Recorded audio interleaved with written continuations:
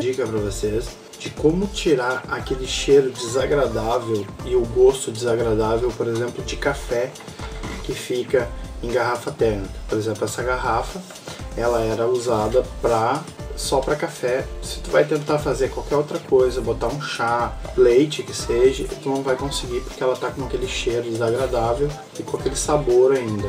Mesmo gelado, você vai tentar fazer um suco, alguma coisa para levar em algum local, você não vai conseguir porque ela tá com cheiro de café e gosto do café impregnado aqui, por mais que você limpe, não tem como. Então a dica é o seguinte: você ferve água bem fervida, bastante água, dissolve 2 colheres bem cheias de sal, deixa bem salgado e despeja dentro da garrafa.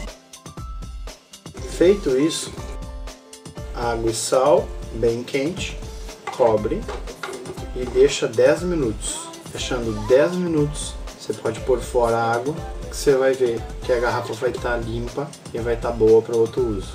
E, inclusive, depois você pode fazer o mesmo processo, só com a tampa, deixando ela de molho. Você pode ferver a água, colocar ela aqui, deixar ela submersa, para poder sair também bem o gosto da tampa, que às vezes ainda fica alguma coisa.